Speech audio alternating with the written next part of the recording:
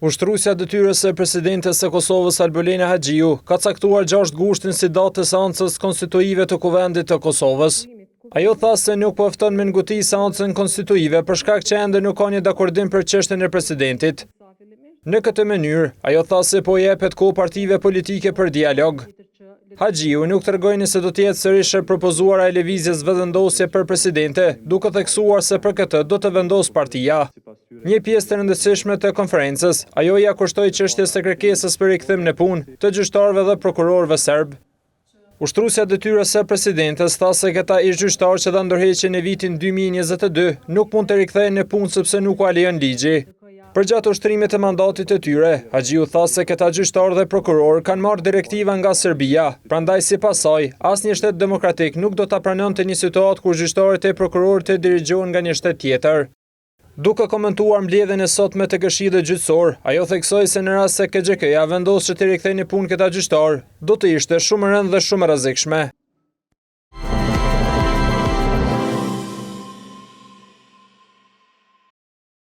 Ka dështuar mbledhja e Këshillit Gjyqësor të Kosovës në mungesë kvorumi. 3 anëtarë kanë lëshuar sallën, çka pamundësoi vazhdimin e mbledhjes. Këshilli Gjyqësor i Kosovës u mblodh në orën 13 dhe në rënd të ditës pati një kërkesë të ushtruesës së detyrës së presidentes Albolena Haxhiu, si dhe atë të gjyqtarëve dhe stafit mbështetës serb për tërheqjet e dorëheqjeve të ofruara në 2022.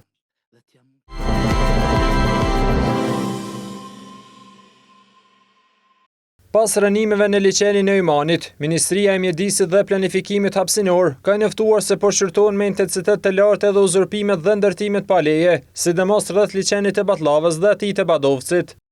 Në njoftim të lëshuar mëngjesin e sotëm nga Ministria, theksohet se inspektorati po vijon identifikimin e plotë të shkeljeve në këto zona dhe sapo të përfundojë ky proces, do të ndërmerren masat e menjëhershme ligjore.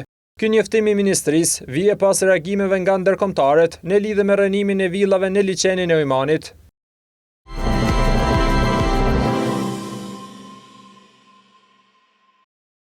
Çmimi i naftës është ngritur për 1 cent të premten krahasuar me të njëjtën.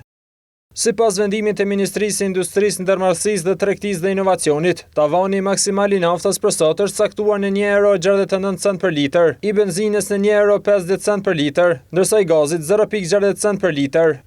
Krahasuar me fillimin e javës, nafta është rrituar për 5 cent për litër, ndërsa benzina për 4 cent. Çmimi i gazit ka mbetur i pandryshuar në 0.60 për litër gjatë gjithë javës.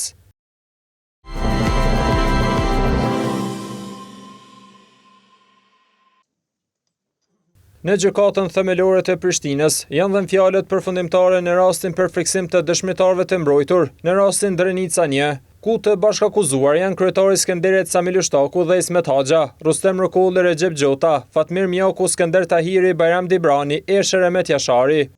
Në fjalën e saj, prokuroria Florie Shamolli tha se çështja gjyqësore ka qenë stërzgjatur dhe sipas saj, e gjithë kjo ka ardhur si pasojë e disa gabimeve teknike procedurale. Ajo shtoi se me qenë të akuzuarit nuk e kanë pranuar fajsin, prokuroria ka propozuar administrimin e provave materiale dhe dëgjimin e dëshmitarëve, të cilët vërtetojnë se këta të akuzuar kanë kryer vepra penale për të cilën ngarkohen sipas prokurorisë, u shpreh ajo. Mbrojtësi Samil Ushtakut, avokati Artan Çerkini, tha se prokuroria po kërkon që trupi gjykues t'i besojë një dëshmitari, i cili sipas tij ka ndryshuar disa herë deklarimin e tij. Ndërsa vetë i akuzuari Samil Ushtaku kundërshtoi provat e prokurorisë Shamolli, duke thënë se ndihet i pafajshëm. Përgjatë gjithë këtyre viteve, Ushtaku tha se është përsekutuar nga drejtësia e Oleksit, pa argumente dhe pa fakte.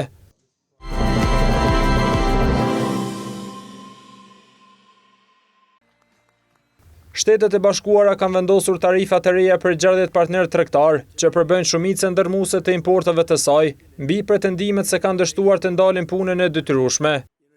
Tarifat, që variojnë nga 10% në 12.5%, synojnë partnerët kryesor ekonomik duke përfshirë Mbretërinë e Bashkuar, Kinën, Bashkimin Evropian, Kanadan, Japoninë dhe Indinë. Ato hyjnë në fuqi të premten, ndërsa skadojnë një takse përkohshme për 10% mbi mallat e huaj, e futur në fuqi në fillim të këtij viti. Gjykata Supreme SBA-s vendosi në fillim të këtij viti se shumë nga tarifat e vendosura globalisht në kompetencat e emergjencës ishin miratuar në mënyrë të paligjshme. Presidenti që atëherë ka kërkuar mënyra të tjera për ta ndjekur politikën e tij kryesore tregtare.